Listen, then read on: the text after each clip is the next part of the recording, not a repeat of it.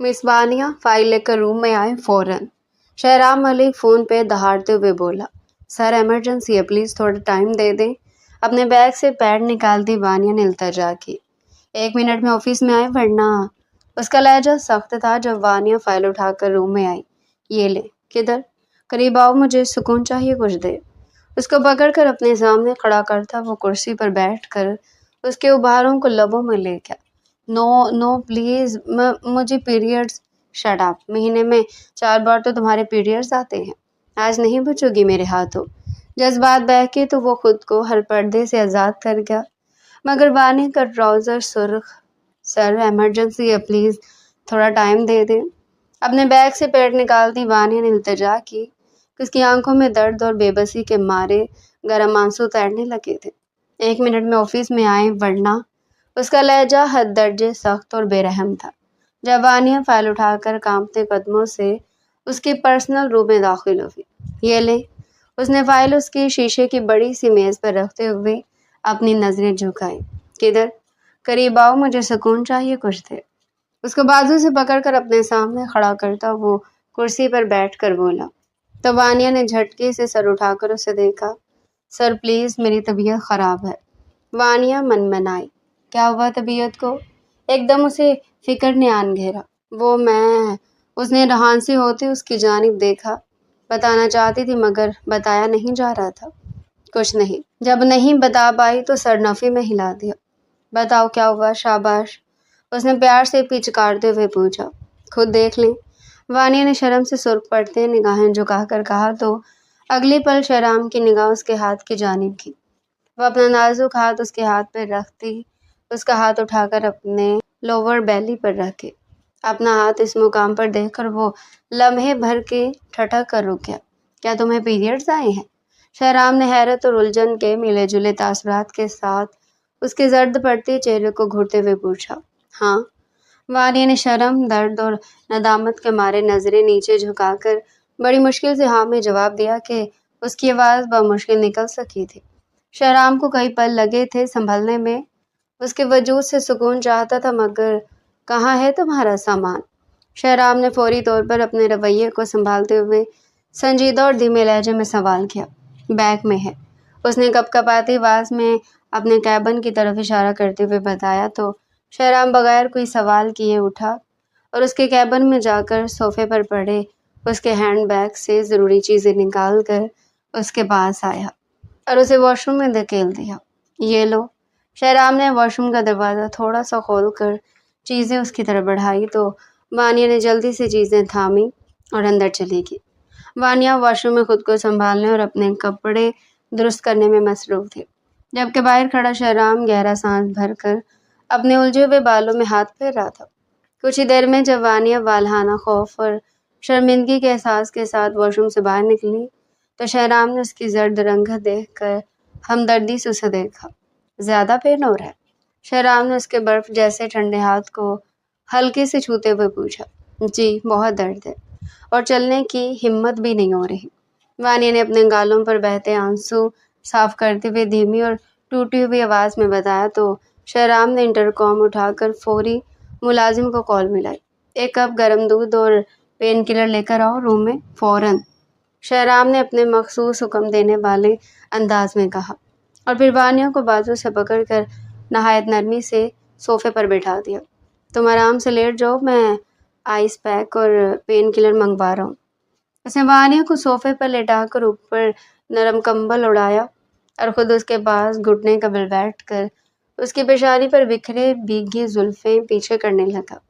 मुझे बहुत दर्द हो रहा है सर। वानिया ने सिसकते हुए उसकी सी आंखों में झांका तो शहराम ने नरमी से उसके लरसते हाथ को अपने मजबूत और गर्म हाथों में थाम लिया। अभी ठीक हो जाएगा, दर्द आ रही है ना पेन किलर? शहराम ने अपने लहजे को हद से ज्यादा नरम बनाते हुए कहा तो वानिया का दिल बेसाख्ता धड़क उठा। मुलाजिम जैसे ही गर्म दूध की ट्रे लेकर दाखिल हुआ तो शहराम ने इशारे से उसे ट्रे टेबल पर रखने का कहा और खुद मग उठाकर वानिया के नज़दीक हुआ। थोड़ा सा दूध पी लो ताकि दवाई असर कर सके और तुम्हें सुकून मिले। शहराम ने मग उसके नाजुक लबों से लगाते हुए बेहद प्यार और हक जताते हुए कहा। मैं खुद पी सकती हूँ, आप जहमत ना करें। वानिया ने शर्म से सुर्ख होते हुए अपने कपकपाते हाथों से मग थामना चाहा, मगर शहराम ने उसके हाथों को हटाकर खुद उससे दूध की हर एक घूंट पिलाया। दूध निकलने के बाद वानिया का सर बोझल होने लगा और उसकी आंखें नींद से बंद होने लगी।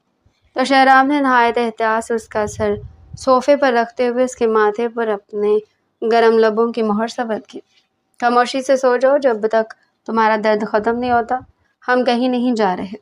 उसके लहजे की हाकमियत और बेपनाह तहफ़्फ़ुज़ के एहसास ने वानिया की रूह तक को एक अजीब सा सरूर बख्शा और वह शहराम की उंगलियां अपनी मुट्ठी में दबोचे हुए गहरी नींद की वादी में उतरती चली गई। वानिया के सोते ही शहराम ने उसके चेहरे पर झुके बालों को पीछे हटाया और सोफे के पास कलीन पर बैठकर टुकटुकी बांधे उसे देखता रहा, जहाँ उसकी नज़रों में मोहब्बत की एक नई लो जाग रही थी। कुछ घंटे बीत जाने के बाद जब वानिया की आंख खुली तो उसका दर्द काफ़ी हद तक कम हो चुका था।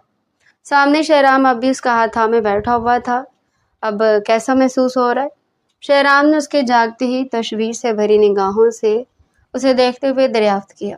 अब मैं बेहतर हूँ, हमें अब घर चलना चाहिए। वानिया ने सोफे से उठने की कोशिश करते हुए धीमी आवाज़ में जवाब दिया। शहराम ने उठकर उसका कोट सीधा किया और उसका बाजू थाम कर उसे गाड़ी तक लाया और नहायत एहतियात से उसे फ्रंट सीट पर बैठाकर बेल्ट बांध दी। ब्लैक मर्सिडीज जैसी हवेली के आलीशान और लोहे के बने हुए शाही गेट में दाखिल हुई तो वानिया के दिल की धड़कनें एक बार फिर तेज होने लगी। ये क्या ड्रामा है शहराम? तुम इस यतीम और कंगाल लड़की को इस कदर मान से लेकर आ रहे हो? क्या अपनी हैसियत भूल गए हो तुम?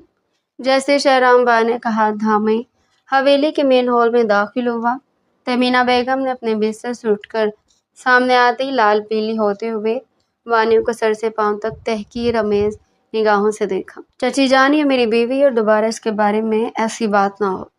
शहराम ने वानिया की उंगलियां अपने मजबूत हाथ में दबोचते हुए अपने मखसूस रौबदार और हद दर्जे सर्द लहजे में जवाब दिया।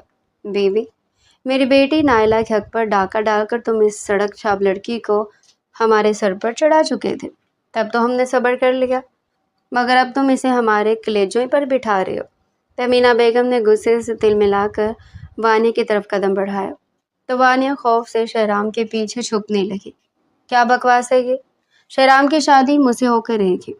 मैं इस लड़की को एक पल बर्दाश्त नहीं करूंगी अब यहाँ। नायला, जो अब तक हॉल के कोने में खड़ी उनका इंतजार कर रही थी, रूहानसी होकर चीखी। नायला, तुम अपनी जुबान को संभाल कर बात करो, वरना मुझसे बुरा कोई नहीं होगा। शहराम की आंखों में सुर्ख डोरे तैरने लगे जब उसने नायला को ऊंची आवाज में बोलते देखा। खबरदार तहमीना, अगर तुमने वानिया की तरफ एक कदम भी बढ़ाया या उसके बारे में कोई बकवास की। ठीक उसी वक्त दादी बानो ने अपनी हॉल में कदम रखा और तहमीना बेगम के कदमों को वहीं रोक दिया। अम्मा, आप भी इस लड़की की तरफदारी कर रही हैं? अपनी पोती थी अजीज हो गई आज आपको ये लड़की। तहमीना बेगम ने सीने पर हाथ रखते हुए दादी से शिकवा किया। वह इस घर की बड़ी बहू है और शहराम की पसंदीदा बीवी।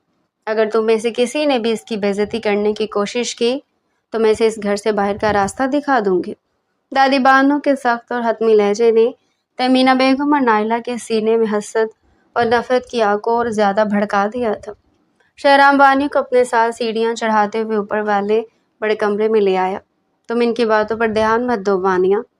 शहराम ने कमरे का दरवाज़ा बंद करके वानिया के दोनों शानों को थामते हुए कहा। मुझे इनकी बातों का दुख नहीं है शहराम, बस मुझे डर लगता है कि मैं आपके काबिल नहीं हूँ। मैं जानती हूँ उस दिन जो हुआ वो नहीं होना चाहिए था, मगर मैं मजबूर थी। वानिया ने अपने आंसू रोकते हुए नज़र झुकाई तो शहराम ने उसकी ठोड़ी ऊपर उठाई। मेरे वाले रास्ते पर मत चलो मेरी जान, पछतावे के सिवा कुछ नहीं हाथ आएगा। सुकून से बैठो यहाँ। तुमसे निकाह मेरे खूबसूरत इन फैसलों में से एक है।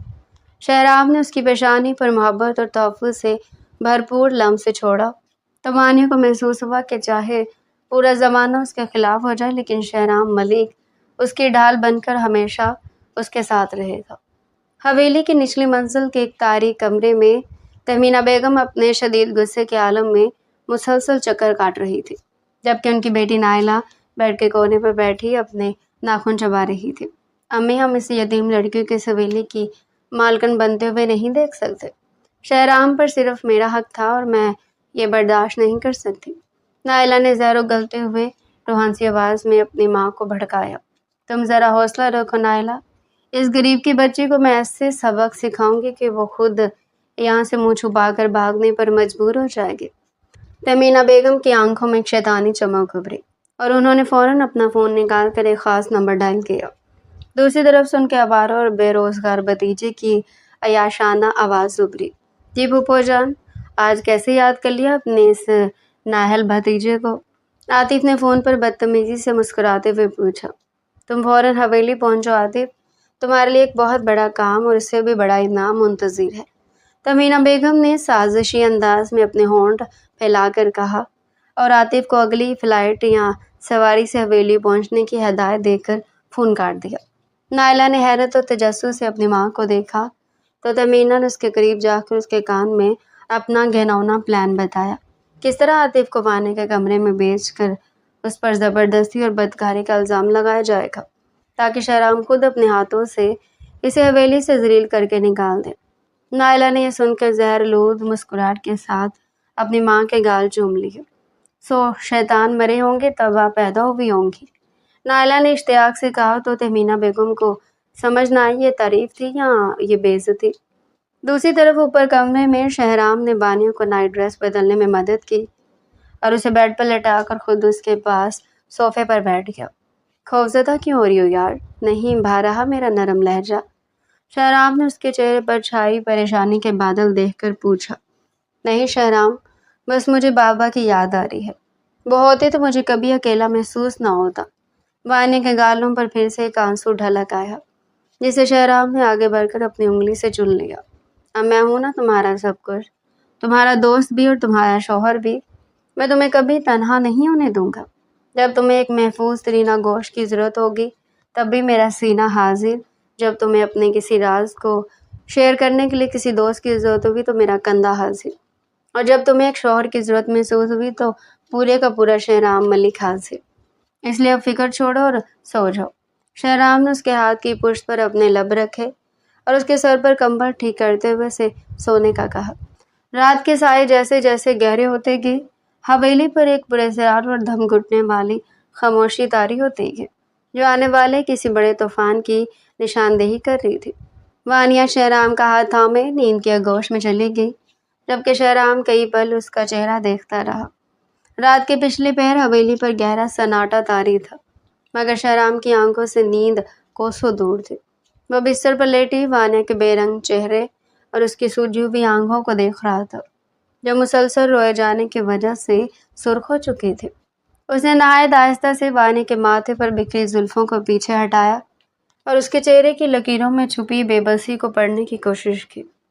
صبح کے آفتاب کی پہلی کرن جیسی کھڑکی کے شیشوں کو چیرتی ہوئی کمرے میں داخل ہوئی تو وانیہ کی پلکیں ہلکی سی کپ کپ آئی۔ وانیہ نے بوجھل سر کے ساتھ اپنی آنکھیں کھولی تو سامنے شہرام کو اپنے اتنے قریب بیٹھ کر ٹک ٹکی باندھے دیکھ کر وہ یک لخت گھبرا کر بستر سے اٹھی۔ آرام سے بیٹھو، کہیں بھاگنے کی ضرورت نہیں ہے۔ شہرام نے اس کے نازک شانے کو اپنے ہاتھ سے ہلکا سا دبایا اور اس کے سامنے شیشے کے گلاس میں تازہ پانی بڑھایا۔ مجھے نیچے جا کر باقیوں کے لیے ناشتہ بنانا چاہیے تھا، دادی جان ناراض ہوں گی۔ وانیہ نے سہمے ہوئے لہجے میں پانی کا گلاس تھامتے ہوئے نظر جھکائی تو شہرام نے اکتا کر اپنی گردن کو تھوڑا سا موڑا۔ تم اس گھر کی بہو ہو، کوئی کام کرنے والی نہیں جو صبح اٹھتے ہی کچن میں جا کر برتن کھڑکانا شروع کر دو۔ اس کے لہجے میں حاکمانہ دباؤ صاف محسوس ہو رہا تھا جسے سن کر وانیہ نے مزید کچھ بولنے کی ہمت نہ کی۔ شہرام نے شاور لے کر اپنا گہرے نیوی بلو رنگ کا 3 پیس سوٹ زیب تن کیا اور آئینے کے سامنے کھڑے ہو کر گھڑی کلائی پر باندھنے لگا۔ میں آفس جا رہا ہوں اور جب تک میں واپس نہ ہوں تم اس کمرے سے باہر قدم نہیں رکھو گے۔ اس نے ڈریسنگ ٹیبل سے اپنا وائلیٹ اٹھاتے ہوئے وانیہ کو سخت تاثرات کے ساتھ تاکید کی۔ مجھے بھی جانا ہے، وانیہ نے احتجاج کیا جس پر وہ بس اسے گھور ہی سکا۔ گھر بیٹھو سکون سے، بہت ہو گئی یہ نوکریاں، شوہر کما رہا ہے نا، جب سڑک پر آئیں گے تو وہ دونوں کما لیں گے۔ اس نے اپنے بال بناتے عام سے لہجے میں کہا مگر اس کے لفظ اتنے خوبصورت تھے کہ وانیہ لفظوں میں کھونے لگی۔ مجھے اگر پانی چاہیے ہو یا دادی نے بلایا تو؟ وانیہ نے بستر کے کنارے بیٹھ کر اپنے دوپٹے کے کونے کو انگلیوں میں مروڑتے ہوئے معصومیت سے سوال کیا۔ मुलाजमीन को बुला लेना, मगर इन दोनों औरतों नाइला तहमीना के सामने जाने की ज़रूरत नहीं है। शहराम ने आगे बढ़कर उसके गाल पर अपने लब रखे और अपने मखसूस हाकमाना अंदाज में उसका चेहरा अपने हाथ में भरकर ज़रा सा दबाया। उसका लम्स वाने के पूरे वजूद में एक अजीब सी सनसनी दौड़ा गया, जिस पे वो झीम कर महज सर ही हिला सके। ये देखो ज़रा नाइला, तुम्हारे शहराम का हाल। अब वो साहबजादे नीचे आकर नाश्ता करना भी अपनी तौहीन समझते हैं। तमीना बेगम ने चाय का कप प्लेट में ज़ोर से रखते हुए ज़हरालूद लहजे में दादी बानों से कहा, तुम अपनी ज़ुबान को थोड़ा लगाम दो तहमीना। अगर वो अपनी बीवी का ख्याल रख रहे तो इसमें तुम दोनों की छाती पर सांप क्यों लौट रहे हैं? दादी बानों ने अपने हाथ में पकड़ी लाठी को फर्श पर टिकाया और सख्त निगाहों से इन दोनों को घूरा। ठीक उसी वक्त हवेली के मरकजी गेट पर एक महंगी स्पोर्ट्स बाइक के रुकने की ज़ोरदार आवाज़ गूंजी। चमड़े की जैकेट पहने और आंखों पर काला चश्मा लगाए आतिफ अपने मखसूस आवारा अंदाज में हॉल के अंदर दाखिल हुआ। अस्सलाम वालेकुम मेरी प्यारी फुप्पो जान और खूबसूरत नाइला सिस्टर। आतिफ ने बदतमीजी से मुस्कुराते हुए अपने बाल पीछे किए और तमीना बेगम के गले मिला। आगे तुम आतिफ, मुझे तुमसे ही उम्मीद थी कि अब इस हवेली में जो हो रहा है ना, इसे सिर्फ तुम ही रोक सकते हो। तमीना बेगम ने उसका हाथ पकड़ कर उसे सोफे पर बिठाया और मुलाजिम को फौरन उसके लिए कॉफ़ी लाने का हुक्म दिया। नाइला ने इर्द गिर्द देख कर माहौल का जायज़ा लिया और आतिफ के बिल्कुल करीब होकर बैठ गए। आतिफ भाई, वो चुड़ैल ऊपर कमरे में अकेली है, शहराम भाई ऑफिस जा चुके हैं। नाइला के इस जुमले पर आतिफ की आंखों में एक हवस भरी चमक उभरी। वो कौन सी इतनी हसीन है जिसके चक्कर में तुम दोनों यूं हवास बाख्ता हो रही हो? आतिफ ने कॉफ़ी का घूंट लेते हुए खबीसाना अंदाज में अपने होंठों पर जुबान फेरी। वो फकीरनी जिसके पास पहनने को ढंग के कपड़े नहीं थे, लेकिन पता नहीं कौन सा जादू चलाकर शहराम की दुल्हन बनकर बैठ गई है। तहमीना बेगम ने जल बुनकर जवाब दिया, तुम्हें जो काम सौंपा गया ना, उस पर ध्यान दो आतिफ। बस ये याद रखना कि क्या शहराम को तुम पर रत्ती भर शक न हो कि तुम मेरे कहने पर आए हो। तहमीना बेगम ने साजिशी लहजे में उसकी तरफ झुककर सरगोशी की। आप बेफिक्र रहें फूफो, मैं ऐसा ड्रामा रचाऊंगा कि वो लड़की खुद इस हवेली से मुंह छुपा कर निकलेगी और शहराम उसे देखना भी पसंद नहीं करेगा। आतिफ ने सिगरेट की डिब्बी से एक सिगरेट निकालकर सुलगाई और उसका जहरीला धुआं हवा में छोड़ते हुए एक मकरूम मुस्कुराहट के साथ अपना प्लान सोचने लगा। ऊपर कमरे में वानिया प्यास के मारे निढाल हो रही थी, मगर शहराम की दी हुई सख्त हदायत की वजह से वो कमरे से बाहर निकलने से कतरा रही थी। जब काफ़ी देर तक कोई मुलाजिम ऊपर न आया तो उसने हिम्मत करके दरवाजे का नोब घुमाया। वो बिल्कुल धीमे कदम उठाती हुई किचन की तरफ बढ़ी ताकि किसी की नज़र उस पर ना पड़े। उसने जल्दी से जग में पानी भरा और जैसे मुड़ी तो सामने आतिफ को खड़े देखकर उसके हाथ से शीशे का गिलास छूटकर ज़मीन पर जा गिरा और छन की आवाज़ के साथ टुकड़े टुकड़े हो गया। ओहो, इतनी खूबसूरत कांच की तरह नाजुक लड़की को यूं ही डरना चाहिए। आतिफ ने किचन के दरवाजे के फ्रेम से टेक लगाते हुए वानिया को सर से पांव तक अपनी गंदी नज़रों के हिसार में लिया। आप कौन हैं और यहाँ क्या कर रहे हैं? वानिया ने खौफ से पीछे होते हुए किचन के स्लैब का सहारा लिया। मैं तुम्हारा नया आशिक समझ लूँ या इस हवेली का आइंदा का मालिक? आतिफ ने आगे बढ़कर उसका रास्ता रोकने की कोशिश की तो वानिया के जिस्म में सर्द लहर दौड़ गई। इज्जत से पेश आए और मेरे रास्ते से हटे, वरना मैं शहराम को बता दूंगी।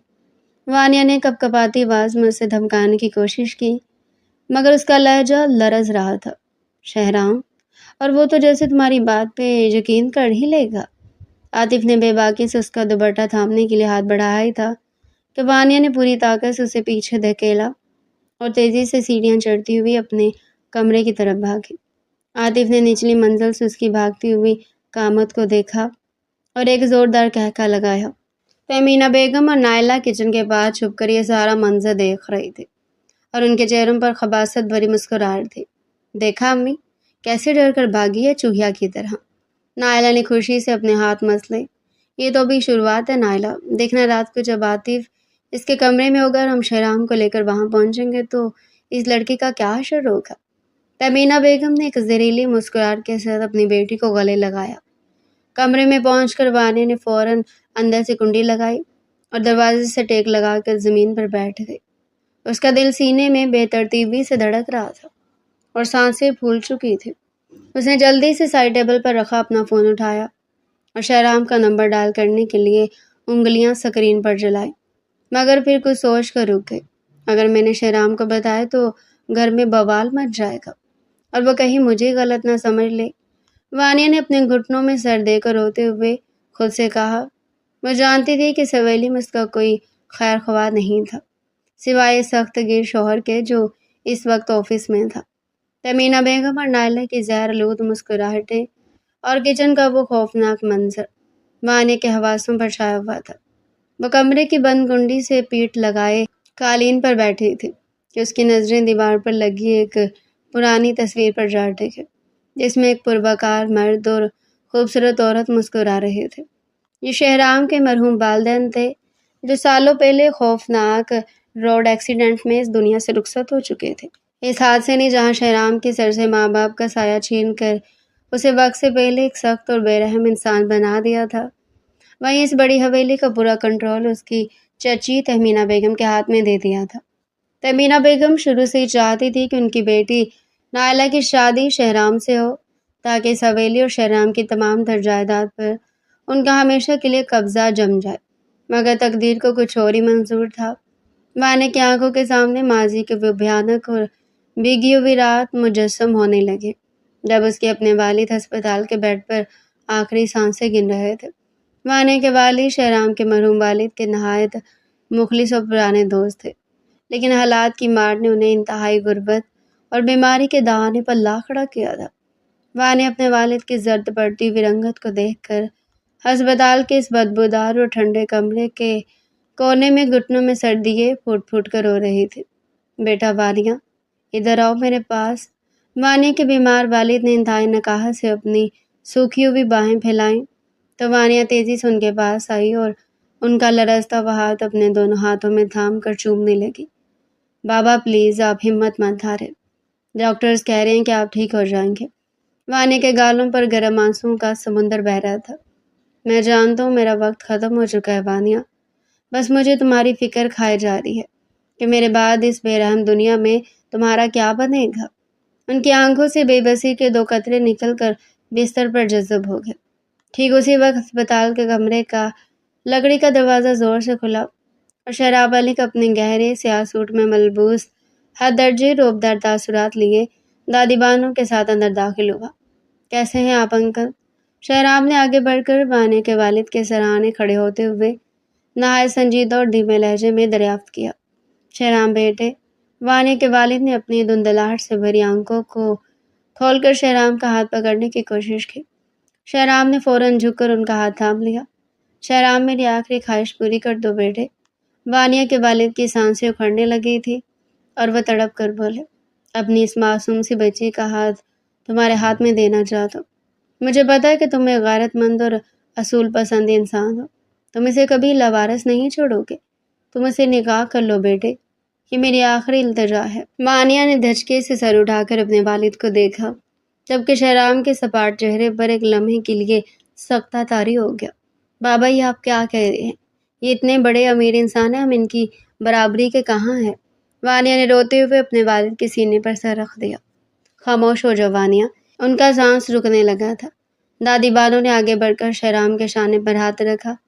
شہرام بیٹے تم وانیہ سے نکاح کر لو، میں تمہاری دادی ہو کر تم سے یہ مانگ رہی ہوں۔ شہرام کے والد اور وانیہ کے والد دوست تھے، ایک یہی شخص تھا جو اس کے والد کے قریب تھا، اسی وجہ سے شہرام کی ان کے ساتھ کافی بنتی تھی۔ شہرام نے گہرا سانس بھرا اور اپنے کوٹ کا بٹن کھولتے ہوئے وانیہ کی طرف دیکھا، جو خوف اور غم کی شدت سے کانپ رہی تھی۔ ٹھیک ہے انکل، میں آپ سے وعدہ کرتا ہوں کہ وانیہ اب میری ذمہ داری ہے۔ شہرام کے حتمی فیصلے نے اس ہسپتال کے اکیلے کمرے کا ماحول بدل دیا۔ مولوی صاحب کو فوری طور پر بلایا گیا اور چند ہی منٹوں میں اس ویران کمرے میں ایجاب و قبول کی صدا گونج اٹھی۔ مولوی صاحب کے سوال پر وانیہ کے لب کپ کپ آئے۔ اس نے اپنے والد کے تڑپتے وجود کو دیکھا اور اپنی سسکیوں کو دباتے ہوئے زبردستی بولا، قبول ہے، قبول ہے، قبول ہے۔ اور جب شہرام سے پوچھا گیا تو اس نے بغیر کسی ہچکچاہٹ کے اپنی گہری اور روبدار آواز میں 3 بار قبول ہے کہہ کر وانیہ کو اپنی زندگی میں شامل کر لیا۔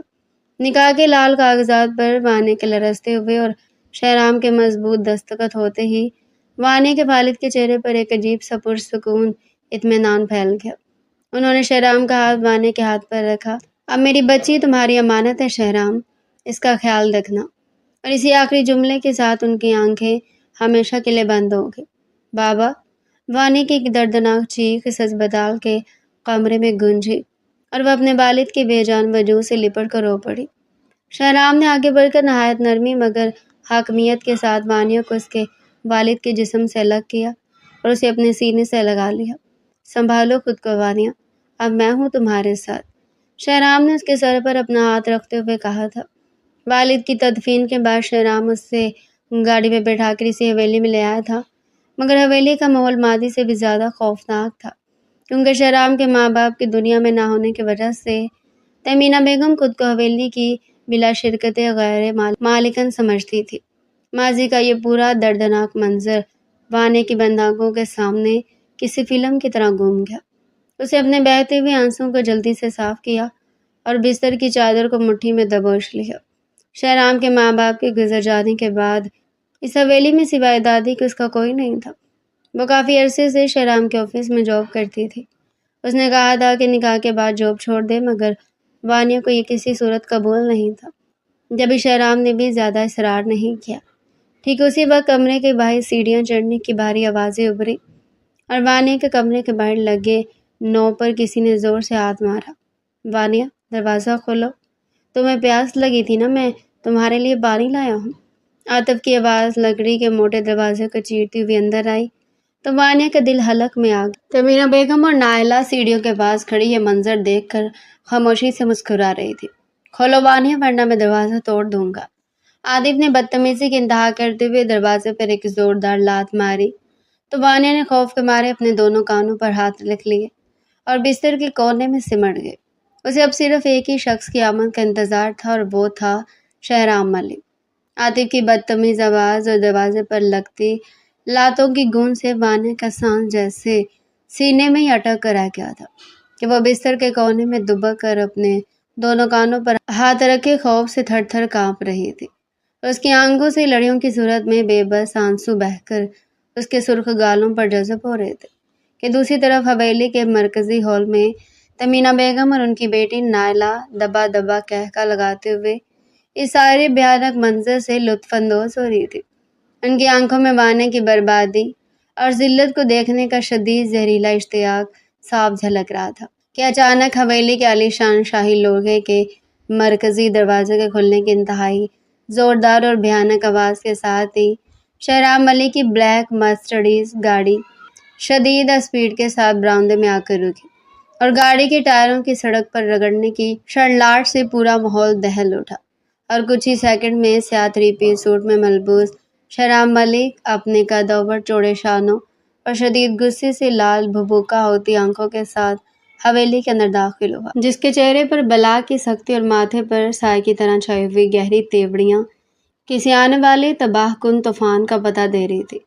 اس کا سیدھا رخ اپنے کمرے کی جانب تھا، جہاں سے عاطف کی واہیات آوازیں مسلسل نچلی منزل تک آ رہی تھی کہ جب عاطف نے وانیہ کے کمرے کا نوب ایک بار پھر پوری طاقت سے گھماتے ہوئے پکارا، وانیہ باہر آؤ، تم کب تک اس بند کمرے میں اپنے اس مغرور شوہر کا انتظار کرو گے جو تمہیں چھوڑ کر جا چکا ہے؟ اسی پل شہرام کے بھاری جوتوں کی آہٹ اس کے بالکل پیچھے سنائی دی اور عاطف نے جیسے ہی حیرت سے پیچھے مڑ کر دیکھنا چاہا تو شہرام کا ایک نہایت سنگین اور انتہائی وزن دار مکہ سیدھا عاطف کے چہرے کے دائیں جانب آ کر لگا، جس کی زوردار دمک سے عاطف کی ناک اور لبوں سے خون چھوٹ پڑا اور وہ توازن برقرار نہ رکھتے ہوئے سیڑھیوں کی لکڑی کی ریلنگ سے جا ٹکرایا اور درد کی شدید لہر کے باعث کراہتا ہوا زمین پر گر پڑا۔ مگر شہرام کے اندر کا وحشی اور جنونی اشتعال اتنے پر ٹھنڈا ہونے والا نہیں تھا۔ اس نے بغیر ایک سیکنڈ کا وقفہ لیے آگے بڑھ کر عاطف کو اس کی چمڑے کی جیکٹ کا کالر دبوچ کر گھسیٹتے ہوئے اوپر اٹھایا اور اس کے پیٹ میں پوری طاقت سے اپنا گھٹنا دے مارا، جس سے عاطف کے منہ سے خون آلود تھوک اور کراہ نکل گئی۔ حویلی کے ہال میں تمینہ بیگم کی ایک دردناک چیخ گونجی، شہرام بیٹے، چھوڑ دو اسے، یہ تمہارا بھائی ہے، تم اسے مار ڈالو گے مگر شہرام نے پیچھے مڑ کر دیکھے بغیر اپنی دلی طاقت کا مظاہرہ کرتے ہوئے عاطف کو بالوں سے جکڑا اور مسلسل اس کے چہرے پر مکے برسانے شروع کر دیے، جسے عاطف کی آنکھیں سوج کر بند ہونے لگی اور اس کے منہ سے مسلسل معافی کی سسکیاں نکلنے لگی۔ مجھے معاف کر دو شہرام، مجھے پھوپھو نے بھیجا تھا۔ لیکن شہرام نے اپنے مخصوص ہر درجے سرد اور دلاویز مگر درندہ صرف لہجے میں اس کے کان کے پاس دہاڑتے ہوئے اس کے کان پھاڑے۔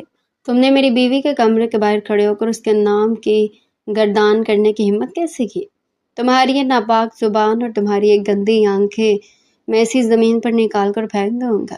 یہ کہتے اس نے عاطف کو باہوں سے پکڑ کر سیڑھیوں سے نیچے پھینک دیا، جہاں وہ رول ہوتا ہوا نچلی منزل پر تمینہ بیگم اور نائلہ کے قدموں میں جا گرا، اور ان دونوں عورتوں کی خوف کے مارے ٹانگیں کانپنے لگیں، جبکہ شہرام کے مضبوط ہاتھوں کے پوروں پر عاطف کا سرخ و خون جم چکا تھا۔ اس کی سانسیں شدید غصے اور جذبات کی رو میں تیزی سے پھول رہی تھی۔ اس نے ہال کے وسط میں کھڑے ہو کر اپنے گہرے نیلے کوٹ کو اتار کر ایک طرف پھینکا اور اپنی قمیض کی آستینوں کو اوپر چڑھاتے ہوئے نچلی منزل کی طرف دیکھتے ہونک لگائی۔ تمینہ بیگم، اپنے اس آوارہ کتے کو اٹھاؤ اور اس حویلی سے دفع کرو، کیونکہ اگر یہ اگلی 1 منٹ کے اندر میری نظروں کے سامنے سے غائب نہ ہوا تو اس کی لاش اس حویلی سے باہر جائے گی۔ اور پھر اس نے اپنے گارڈ کو اشارہ کیا، جنہوں نے خون میں لت پت عاطف کو گھسیٹ کر حویلی کے مرکزی گیٹ سے باہر کیچڑ میں پھینک دیا، جس کے بعد حویلی پر ایک خوفناک، پراسرار اور دم گھٹنے والی خاموشی چھا گئی۔ دادی بانو بھی اپنی لاٹھی تھامے ہال میں آ کھڑی ہوئی۔ انہوں نے نفرت سے تہمینہ بیگم کے چہرے کو گھورا، جن کی رنگت زرد پڑ چکی تھی، اور پھر شہرام کسی کی طرف دیکھے بغیر تیز قدم اٹھاتا ہوا واپس اوپر اپنے کمرے کی طرف بڑھا، جہاں اندر بند وانیہ خوف اور حیرت کے عالم میں دروازے کی دوسری طرف کھڑی ہر ایک چیخ اور دھماکے کی آواز سن کر کانپ رہے تھے۔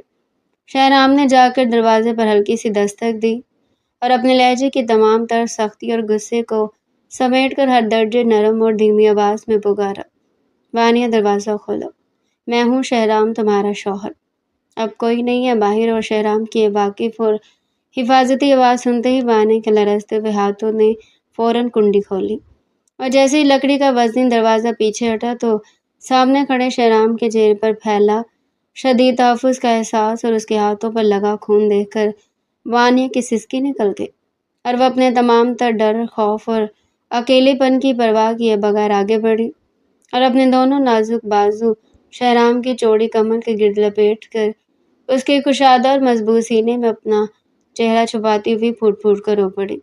شہرام، آپ آ گئے، مجھے بہت ڈر لگ رہا تھا، وہ انسان بہت برا تھا، وہ میرے ساتھ زبردستی کرنے کی کوشش کر رہا تھا۔ وانیہ کا تڑپتا ہوا وجود اور اس کی معصوم روحانسی آواز سن کر شہرام کا اندر تک وجود پگھل گیا۔ اس نے اپنے دونوں بڑے اور گرم ہاتھوں سے وانیہ کی پیٹھ کو مضبوطی سے تھام کر اسے اپنی آغوش کی اتھاہ گہرائیوں میں سمو لیا، اور اس کے بھیگے ہوئے سرخ گال اور ماتھے پر مسلسل اپنے رب رکھتے ہوئے انتہائی جاذبے نظر انداز میں اس کی زلفوں کو چوم کر بولا کہ بس میری جان، اب کوئی تمہیں چھو بھی نہیں سکتا، جب تک شہرام ملک زندہ ہے تمہیں اس دنیا کی کوئی طاقت نقصان نہیں پہنچا سکتی، میں ہوں تمہارے ساتھ، تمہارا محافظ، تمہارا شوہر، تمہارا سب کچھ۔ اور پھر اس نے وانیہ کا روتا ہوا چہرہ اپنے دونوں ہاتھوں کے پیالے میں اٹھایا اور اپنے انگوٹھوں کے نرم پوروں سے اس کے گالوں پر بہتے گرم آنسوؤں کو صاف کرتے ہوئے اس کی سرخ ہوتی ہوئی نازک ناک کو اپنے لبوں سے چھوا تو وانیہ کے پورے جسم میں ایک عجیب اور سحر انگیز گرماہٹ اور سنسنی کی لہر دوڑ گئی، جس نے اس کے دل سے تمام ڈر اور خوف کے سائے ہمیشہ ہمیشہ کے لیے مٹا دیے، اور اس نے پہلی بار شہرام کی سیاہ اور گہری آنکھوں میں اپنے لیے بے پناہ محبت، جنون اور تحفظ کی وہ سرخ لو دیکھی جس کے زخموں پر مرہم رکھ رہی تھی۔ صبح کا وقت تھا جب شہرام نے وانیہ کو خواب غفلت سے جگائے بغیر خاموشی سے اٹھا اپنے ساتھ گاڑی میں بٹھایا۔ وانیہ نے ہڑبڑا کر اپنی آنکھیں کھولی اور حیرت سے گاڑی کے شیشے سے باہر دیکھا تو گاڑی حویلی کے راستے کے بجائے شہر کے سب سے پرتعیش اور جدید آرٹ گیلری کے سامنے رک رہی تھی۔ آپ مجھے یہاں کیوں لائے ہیں شہرام؟ وانیہ نے اپنے دوپٹے کو درست کرتے ہوئے الجھن سے پوچھا، تو شہرام نے مسکرا کر اس کا ہاتھ اپنے ہاتھ میں لیا اور گاڑی کا دروازہ کھول دیا۔ اندر چلو، تمہیں ایک نئی دنیا سے ملوانا ہے۔ جیسے ہی دونوں آرٹ گیلری کے بڑے شیشے دار ہال میں داخل ہوئے، وانیہ کی آنکھیں حیرت سے کھلی کی کھلی رہ گئی۔ گیلری کے سب سے بڑے مرکزی کینوس پر وانیہ کی ایک بے حد خوبصورت اور جاندار آئل پینٹنگ لٹکی ہوئی تھی، جس میں وہ اپنے والد کے دیے ہوئے پرانے دوپٹے میں مسکرا رہی تھی۔ یہ پینٹنگ یہاں کیسے؟ وانیہ نے ہکلاتے ہوئے پینٹنگ کی طرف اشارہ کیا تو گیلری کے مالک نے آگے بڑھ کر شہرام سے ہاتھ ملایا۔ مسز وانیہ ملک، یہ پینٹنگ مسٹر شہرام نے خود آرڈر دے کر بنوائی ہے، اور آج کی عالمی نمائش میں اس پینٹنگ کو اس گیلری کی سب سے قیمتی اور نایاب شاہکار کے طور پر پیش کیا جا رہا ہے۔ آرٹ گیلری کا مالک احترام سے بولا تو وانیہ نے دنگ رہ کر شہرام کی طرف دیکھا، جس کی آنکھوں میں فخر اور بے پناہ محبت کا سمندر ٹھاٹھے مار رہا تھا۔ تمہاری ذات، تمہاری سادگی اور تمہاری مسکراہٹ اس ملک کی سب سے قیمتی جائیداد ہے وانیہ۔ شہرام نے سب کے سامنے وانیہ کی کمر کے گرد اپنا ہاتھ لپیٹ کر اسے اپنے قریب کرتے ہوئے نہایت دل فریب انداز میں اس کے کان میں سرگوشی کی تو وانیہ کے گال پھٹتے جذبات سے گلابی ہو گئے۔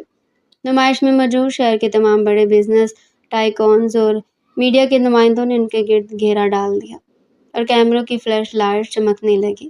اسی اثنا میں ہال کے کونے میں کھڑی نائلہ اور تیمینہ بیگم، جو یہاں وانیہ کو ذلیل کرنے کا منصوبہ بنا کر آئی تھی، یہ سب دیکھ کر حسرت سے جل کر خاک ہونے لگی۔ نائلہ نے جلدی سے ایک ویٹر کو پیسے دے کر وانیہ کے قیمتی لباس پر ریڈ وائن گرانے کا اشارہ کیا تاکہ وانیہ سب کے سامنے شرمندہ ہو جائے۔ ویٹر جیسے ہی وانیہ کی طرف بڑھا، شہرام کی تیز نگاہوں نے اس کی چال کو بھانپ لیا۔ شہرام نے ایک ہی پل میں وانیہ کو گھما کر اپنی آغوش میں لیا اور خود ویٹر کے سامنے آ گیا، جیسے پورا مشروب شہرام کے مہنگے سفید کوٹ پر گر گیا۔ ہال میں سناٹا چھا گیا۔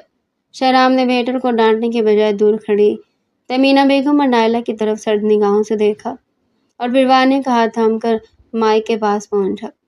کچھ لوگ سمجھتے ہیں کہ داغ لگانے سے روشنی مدھم ہو جاتی ہے، لیکن وہ نہیں جانتے کہ مسز وانیہ ملک کی چمک پر کوئی داغ اثر نہیں کر سکتا۔ شہرام نے اپنے ہاتھ سے وانیہ کے ہاتھ کو اور مضبوطی سے دبا کر مائک پر کہا اور اپنا کوٹ اتار کر ویٹر کے ہاتھ میں تھما دیا۔ ہال تالیوں کی گونج سے گونج اٹھ رہا تھا۔ وہ انہیں جہاں ذلیل کر سکتا تھا، مگر وہ دونوں اس کے مرحوم چچا کی نشانیاں تھیں، جہاں وہ اب تک ڈھیل دیتا آ رہا تھا۔ مگر وہ بھول رہی تھی کہ اگر شہرام ڈھیل دیتا ہے تو اسے حساب لینا بھی آتا ہے، اور پھر اس حساب سے زیادہ سواق تو کچھ نہیں ہو سکتا تھا۔ تھوڑی دیر بعد شہرام وانیہ کو لے کر گیلری کے شاہی بالکنی میں آیا، جہاں رات کا چاند اور تارے ان پر اپنی روشنی بکھیر رہے تھے۔ آپ میرے لیے اتنا کچھ کیوں کر رہے ہیں؟ میں تو ایک عام سی لڑکی ہوں، وانیہ نے شہرام کے سینے پر ہاتھ رکھ کر محبت بھری نگاہوں سے پوچھا تو شہرام نے وانیہ کے دونوں ہاتھوں کو اپنے لبوں سے لگایا۔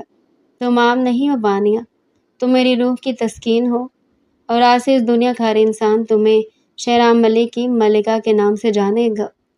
شہرام نے وانیہ کے سرخ ہوتے لبوں پر اپنی محبت کا لمس چھوڑا اور دونوں چاندنی رات کے اس ساحرانہ منظر میں ایک دوسرے کی محبت میں کھو گئے۔ رات کے آخری پہر جب آرٹ گیلری کی روشنیاں ایک ایک کر کے مدھم ہونے لگی تو شہرام وانیہ کو اپنے ساتھ بالکنی سے واپس ہال میں لے آیا۔ وانیہ ابھی تک اسی کی باتوں میں الجھی ہوئی تھی۔ شہرام ملک کی ملکہ، یہ لفظ اس کے ذہن میں بار بار گونج رہا تھا۔ شہرام، آپ نے سب کے سامنے ایسا کیوں کہا؟ وانیہ نے شرماتے ہوئے اپنا ہاتھ اس کے ہاتھ سے نکالنے کی کوشش کی تو شہرام نے اس کی انگلیاں دوبارہ تھام لی۔ کیونکہ یہ سچ ہے، شہرام نے نہایت اطمینان سے جواب دیا۔ مگر میں، وانیہ نے نظر جھکا لی، میں اتنی خاص نہیں ہوں۔ شہرام اچانک رک گیا اور اس کی طرف جھک کر اس کی آنکھوں میں دیکھنے لگا۔ تمہیں معلوم ہے وانیہ، مجھے سب سے زیادہ غصہ کس بات پر آتا ہے؟ وانیہ نے حیرت سے سر اٹھایا۔ کس بات پر؟ اس بات پر کہ تم خود کو دوسروں کی نظر سے دیکھتی ہو۔ شہرام نے اس کے چہرے پر بکھری زلفوں کو پیچھے کرتے ہوئے کہا، تمہیں اپنی قیمت معلوم نہیں، اور یہی تمہاری سب سے بڑی غلطی ہے۔ وانیہ کے لبوں پر بے اختیار مسکراہٹ آ گئی۔ اور آپ؟ وہ آہستہ سے بولی، آپ ہمیشہ اتنے غصے میں کیوں رہتے ہیں؟ شہرام کے چہرے پر پہلی بار ہلکی سی مسکراہٹ نمودار ہو گئی۔ کیونکہ میری بیوی مجھ سے بہت سوال کرتی ہے۔ وانیہ نے فوراً منہ بنا لیا۔ میں اب کوئی سوال نہیں کروں گی۔ اچھا؟ شہرام نے آبرو چکایا۔ یہ تو ناممکن ہے۔ وانیہ بے ساختہ ہنس دی۔ دونوں کی یہ مختصر سی گفتگو دور کھڑی نائلہ کی نظروں سے چھپی نہ رہ سکی۔ اس کے چہرے پر حسرت صاف نمایاں تھا، جبکہ تہمینہ بیگم کے ہاتھ غصے سے کانپ رہے تھے۔ ہم یہاں اسے ذلیل کرنے آئے تھے اور یہ ہمیں ہی سب کے سامنے چھوٹا کر کے جا رہا ہے، نائلہ نے دانت پیستے ہوئے کہا۔ تہمینہ بیگم نے اس کا بازو سختی سے پکڑ لیا۔ خاموش رہو نائلہ، مجھے تو اس کی نگاہوں سے اب تک خوف محسوس ہو رہا ہے۔ ان کے لہجے میں عجیب سی گھبراہٹ تھی جس پہ نائلہ بھی بے چین ہوئی۔ گاڑی حویلی کی طرف رواں دواں تھی۔ وانیہ خاموشی سے کھڑکی سے باہر دیکھ رہی تھی، جبکہ شہرام ڈرائیونگ پر پوری توجہ مرکوز کیے ہوئے تھا۔ کچھ دیر بعد شہرام نے اچانک گاڑی کی رفتار کم کی۔ کیا ہوا؟ وانیہ نے حیرت سے پوچھا۔ کچھ نہیں، بس ایک بات پوچھنی تھی۔ جی، تم آج خوش ہو؟ وانیہ نے چند لمحے اسے دیکھا، پھر دھیرے سے مسکرا دی۔ جی بہت۔ شہرام کے لبوں پر بھی اطمینان پھیل گیا۔ تو پھر آج کا دن کامیاب رہا؟ وانیہ نے شرارت سے اسے دیکھا۔ آپ کو میری خوشی کی اتنی فکر کب سے ہونے لگی؟ شہرام نے ایک نظر اس کی طرف دیکھا۔ جس دن تم میری ذمہ داری بنی تھی اسی دن سے۔ وانیہ کے گال ایک بار پھر سرخ ہو گئے اور اس نے فوراً اپنا رخ دوسری جانب کر لیا۔ شہرام نے مسکراتے ہوئے سر جھٹکا۔ اتنی جلدی شرمانا سیکھ لیا تم نے؟ آپ بہت بدتمیز ہے شہرام، وانیہ ہاتھوں میں چھپاتی بولی تو شہرام کہکا لگا اٹھا۔ اور تم بہت معصوم ہو جانے شہرام۔ وانیہ نے کوئی جواب نہ دیا، مگر اس کے لبوں پر پھیلی مسکراہٹ شہرام سے چھپی نہ رہ سکی۔ حویلی کے مرکزی گیٹ پر گاڑی رکتے ہی شہرام نے وانیہ کے لیے دروازہ کھولا۔ وانیہ ابھی گاڑی سے باہر نکلی تھی کہ دادی بانو کی آواز گونجی۔ آ گئی میری بچی؟ وانیہ نے پلٹ کر دیکھا تو دادی بانو لاٹھی کے سہارے کھڑی مسکرا رہی تھی۔ دادی جان۔ وانیہ فوراً ان کے پاس گئی، ان کے ہاتھ چوم لیا۔ خوش رہو، دادی بانو نے اس کے سر پر ہاتھ رکھتے ہوئے کہا۔ آج تو میری بہو بہت خوش لگ رہی ہے۔ خوش رہنے کی وجہ بھی تو میں ہوں، شہرام نے پیچھے سے جواب دیا تو دادی بانو نے شہرام کو گھورا۔ تمہیں کس نے پوچھا تھا؟ شہرام اس بے عزتی پہ خاموش ہو گیا، جبکہ وانیہ اپنی ہنسی روکنے کے لیے فوراً منہ دوسری طرف کرنے لگی۔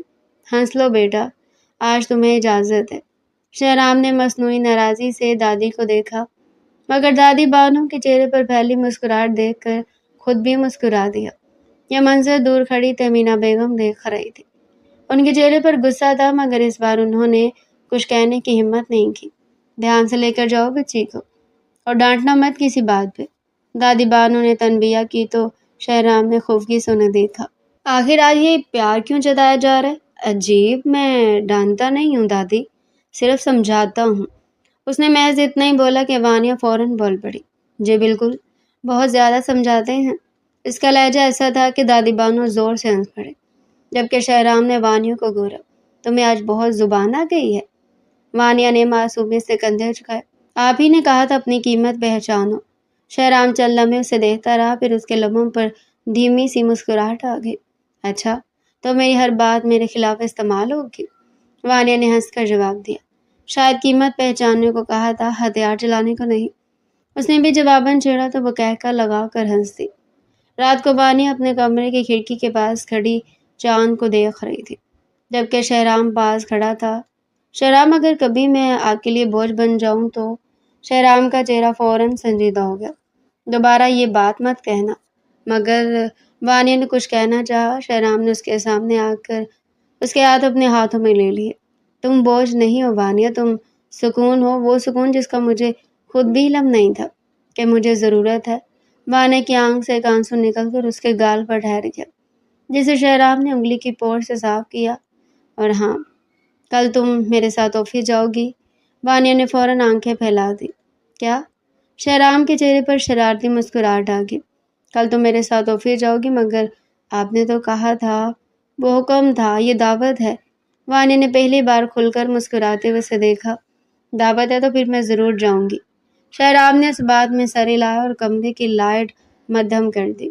صبح کی نرم دھوپ جیسے کمرے کے پردوں سے چھن کر اندر آئی تو وانیہ کی آنکھ کھلی۔ اس نے بوجھل پلکیں اٹھائی تو سامنے شہرام پہلے ہی تیار کھڑا تھا۔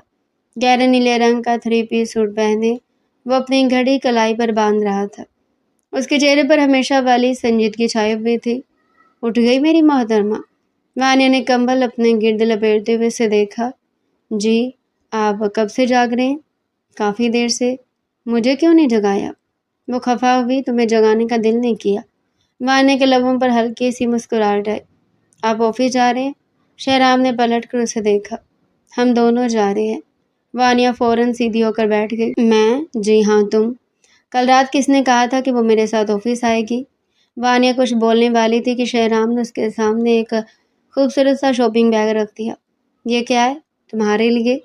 وانیہ نے حیرت سے بیگ کھولا تو اندر ایک نہایت خوبصورت براؤن رنگ کا لباس رکھا تھا۔ یہ تو بہت خوبصورت ہے۔ پہنوں گی تو اور بھی خوبصورت لگے گا۔ وانیہ کے گال فوراً سرخ ہو گئے۔ شہرام، آپ کو ہر وقت ایسی باتیں کرنا ہی آتی ہیں؟ میں خواہ آپ کو خڑوس بہت سمجھتی تھی۔ شہرام کا کہکا بے ساختہ تھا۔ آفس میں خڑوس، گھر میں نرم اور بستر پہ۔ ابھی وہ بے باکی سے بول ہی رہا تھا جب وانیہ اس کے لبوں پہ ہاتھ رکھ گئی۔ شرم کریں، اس نے آنکھیں دکھائی، مگر وہ بنا سیریس لیے اس کے ہاتھ کو چومتا اس کے کانوں میں سرگوشیاں کرنے لگا۔ کچھ دیر بعد وانیہ تیار ہو کر نیچے آئی تو دادی بانو کی نظر اس پر پڑتی ان کے چہرے پر خوشی پھیل گئی۔ ماشاء اللہ، میری بچی تو آج چاند لگ رہی ہے۔ وانیہ شرماتی ہوئے ان کے پاس بیٹھ گئی۔ دادی جان آپ بھی نا؟ شہرام جو پیچھے سے آ رہا تھا فوراً بولا۔ دادی نے غلط تو نہیں کہا؟ وانیہ نے اسے گھورا۔ آپ خاموش رہیں۔ دادی بانو زور سے ہنس پڑی۔ دیکھا شہرام، اب تو تمہاری بیوی تمہیں بھی ڈانٹنے لگی ہے۔ شہرام نے بڑے اطمینان سے جواب دیا۔ اچھی بات ہے، کم از کم اب مجھ سے ڈرنا چھوڑ رہی ہے۔ وانیہ نے چپکے سے مسکرا کر اسے دیکھا۔ اسی لمحے تہمینہ بیگم کی آواز ماحول میں زہر گھول گئی۔ تمہاری تو قسمت ہی کھل گئی۔ کوٹھری سے اٹھ کر محل میں آنا آسان کام تھوڑی ہے۔ شہرام کا چہرہ فوراً سخت ہو گیا۔ چچی جان، میری بیوی کے بارے میں سوچ سمجھ کر بات کیا کرے۔ شہرام نے اس کا ہاتھ تھاما اور سب کے سامنے مضبوطی سے اپنی انگلیاں اس کی انگلیوں میں پیوست کرتے اپنے قدم باہر کی جانب بڑھائے۔ گاڑی میں بیٹھتی وانیہ نے گہرا سانس لیا۔ کیا ہوا؟ شہرام نے ڈرائیونگ کرتے ہوئے پوچھا۔ کچھ نہیں، بس مجھے ڈر لگتا ہے کہ میری وجہ سے آپ کے گھر میں اتنی لڑائیاں ہو رہی ہیں۔ شہرام نے ایک لمحے کے لیے اس کی طرف دیکھا۔ تمہاری وجہ سے نہیں، ان کی نیت کی وجہ سے۔ وانیہ خاموش ہوگی۔ اور ایک بات یاد رکھو، شہرام نے سنجیدہ لہجے میں کہا، اگر کوئی تمہیں میرے سامنے کمتر ثابت کرنے کی کوشش کرے تو تم خاموش نہیں رہو گی۔ میں کیا کہوں گی؟ سچ۔ اور اگر وہ بہت زیادہ بولے؟ شہرام کے لبوں پر ہلکی سی مسکراہٹ آئی۔ پھر مجھے بلانا، باقی کام میں کر لوں گا۔ وانیہ بے اختیار مسکرا دی۔ آپ ہر مسئلے کا خود کو کیوں سمجھتے ہیں؟ کیونکہ تم ابھی تک دوسرا حل ڈھونڈا ہی نہیں ہے۔ وانیہ نے ہنستے ہوئے سر جھٹک دیا۔ آپ ناقابل برداشت ہیں اور تمہیں پھر بھی پسند ہو۔ وانیہ نے فوراً کھڑکی کی طرف منہ کر لیا۔ شہرام کی مسکراہٹ مزید گہری ہوگی۔ آفس پہنچتے ہی تمام ملازمین کی نظریں ان دونوں پر جم گئی۔ شہرام نے وانیہ کا ہاتھ تھاما ہوا تھا، اسے اپنے ساتھ اندر لا رہا تھا۔ Good morning sir. سب نے ایک ساتھ سلام کیا، جس پر شہرام نے مختصر سا سر ہلایا۔ وانیہ کو دیکھتی اس کی پرانی کولیگ سحر تیزی سے اس کے پاس آئی۔ وانیہ، تم واپس آ گئی ہو؟ دونوں نے خوشی سے ایک دوسرے کو گلے لگا لیا۔ شہرام چند قدم دور کھڑا انہیں دیکھ رہا تھا، پھر سر جھٹکتا اپنے کیبن میں چلا گیا۔ حویلی کے مین ہال میں سب موجود تھے۔ دادی بانو اپنی جگہ بیٹھی تھی، جبکہ تہمینہ بیگم اور نائلہ ایک دوسرے کو پریشان نظروں سے دیکھ رہی تھی۔ شہرام نے وانیہ کا ہاتھ تھاما اور اسے اپنے ساتھ ہال میں لایا۔ یہ سب کیا تماشا ہے شہرام؟ شہرام نے میز پر ایک فائل رکھی۔ تماشا نہیں چچی جان، حساب ہے۔ نائلہ کے چہرے کا رنگ بدل گیا۔ کیسا حساب؟ شہرام نے ایک ایک کر کے تمام ثبوت سامنے رکھ دیے۔ عاطف کی گفتگو، حویلی کے کیمروں کی ریکارڈنگ، نائلہ کی بھیجی ہوئی پیغامات اور وہ رقم جو تہمینہ بیگم نے عاطف کو دی تھی۔ دادی بانو کی آنکھیں غصے سے بھر آئی۔ تہمینہ، تم اتنا نیچے گر کیسے سکتی ہو؟ میں نے کبھی سوچا بھی نہیں تھا۔ تہمینہ بیگم نے فوراً صفائی پیش کی۔ یہ سب جھوٹ ہے، کسی نے ہمیں پھنسانے کے لیے یہ جال بنایا ہے۔ شہرام نے نہایت سکون سے جواب دیا۔ اگر جھوٹ ہے تو پولیس کے سامنے ثابت کر دیجیے گا۔ یہ سنتے ہی نائلہ کے قدم ڈگمگا گئے۔ شہرام بھائی پلیز مجھے معاف کر دے۔ وہ شہرام سے بھائی پہ آ گئی تھی۔ شہرام نے سخت نگاہوں سے اسے دیکھا۔ مجھے بھائی مت کہو نائلہ، جس دن تم نے میری بیوی کو نقصان پہنچانے کا فیصلہ کیا تھا، اسی دن تم نے یہ رشتہ ختم کر دیا تھا۔ نائلہ پھوٹ پھوٹ کر رونے لگی۔ میں صرف آپ کو چاہتی تھی۔ اس نے آخری دفعہ کوشش کی مگر وہ سنگ دل بنا رہا۔ محبت کسی کی زندگی برباد کرنے کا نام نہیں ہے۔ شہرام کے لفظوں پہ نائلہ کا سر زمین میں دھنس گیا۔ تمینہ بیگم نے آخری کوشش کرتے ہوئے وانیہ کی طرف دیکھا۔ یہ سب اسی لڑکی کی وجہ سے ہوا، اس نے تمہیں ہم سے چھین لیا۔ شہرام فوراً وانیہ کے سامنے آ کھڑا ہوا۔ بس اس کی ایک آواز پر تمینہ بیگم خاموش ہو گئی۔ میری بہو نے تم سے کچھ نہیں چھینا، تم نے خود اپنی حرکتوں سے سب کچھ کھویا ہے۔ دادی بانو نے کہتے ہوئے ملازمین کو اشارہ کیا۔ ان دونوں کو اندر والے کمرے میں لے جاؤ، جب تک پولیس نہیں آتی یہ کہیں نہیں جائیں گی۔ نائلہ چیختی رہی مگر اس بار کسی نے اس کی بات نہیں سنی۔ تمینہ بیگم کی آنکھوں میں شکست صاف نظر آ رہی تھی۔ کچھ ہی دیر بعد پولیس حویلی پہنچ گئی۔ تمام ثبوت ان کے حوالے کر دیے گئے اور تمینہ بیگم اور نائلہ کو اپنی حرکتوں کا قانونی جواب دینے کے لیے پولیس کے ساتھ جانا پڑا۔ حویلی کا وہ حصہ جو برسوں سے نفرت اور سازشوں سے بھرا ہوا تھا، آخر کار خاموشی ہو گیا۔ بے شک ہر برائی کا انجام برائی ہوتا ہے۔ 6 ماہ بعد حویلی کا وسیع لان روشنیوں سے جگمگا رہا تھا۔ دادی بانو کرسی پر بیٹھی مسکرا رہی تھی، جبکہ سامنے وانیہ اور شہرام ایک دوسرے کے ساتھ کھڑے تھے۔ آج ان کی شادی کو 1 سال مکمل ہو گیا تھا۔ دادی بانو نے وانیہ کو اپنے پاس بلایا۔ آپ نے مجھے اس گھر میں بیٹی بن کر جگہ دی دادی جان، میں یہ کبھی نہیں بھولوں گی۔ شہرام پیچھے کھڑا مسکرا رہا تھا۔ چلو مسز ملک، اب تمہیں ایک سرپرائز دینا ہے۔ کہاں؟ شہرام نے اس کا ہاتھ پکڑتے اپنے ساتھ لے جانا چاہا، جس پہ وہ بنا کچھ بولے اس کے سنگ چل پڑا۔ چند لمحوں بعد گاڑی ایک خوبصورت جھیل کے کنارے رک گئی، جہاں وانیہ کے والد کی ایک بڑی سی تصویر کے سامنے پھولوں سے سجا چھوٹا سا مقام بنایا گیا تھا۔ وانیہ تصویر دیکھتے ہی خاموش ہو گئی۔ بابا! اس کی آنکھوں سے آنسو بہہ نکلے۔ شہرام اس کے پاس کھڑا ہو گیا۔ میں نے سوچا آج کے دن ان سے بھی مل لیا جائے، آخر ہماری داستان کی سب سے خوبصورت وجہ وہی تو تھے۔ وانیہ نے شہرام کا ہاتھ تھام لیا۔ آپ نے میری زندگی بدل دی شہرام۔ شہرام نے مسکراتے ہوئے کہا، نہیں وانیہ، تم نے میری زندگی مکمل کی ہے۔ دونوں ایک دوسرے کو دیکھ کر مسکرا دیے، اور یوں ایک سخت گیر باس کی محبت ایک معصوم لڑکی کی زندگی کا سب سے خوبصورت باب بن گئی۔ جس حویلی میں کبھی سازشوں کی آوازیں گونجتی تھی، وہ اب صرف محبت اور قہقہوں کی صدائیں تھیں۔ اور وانیہ جسے کبھی سب نے بے سہارا سمجھا تھا، آج اسی حویلی کی ملکہ بن کر اپنے شہرام کے ساتھ ایک پرسکون اور خوبصورت زندگی گزار رہی تھی۔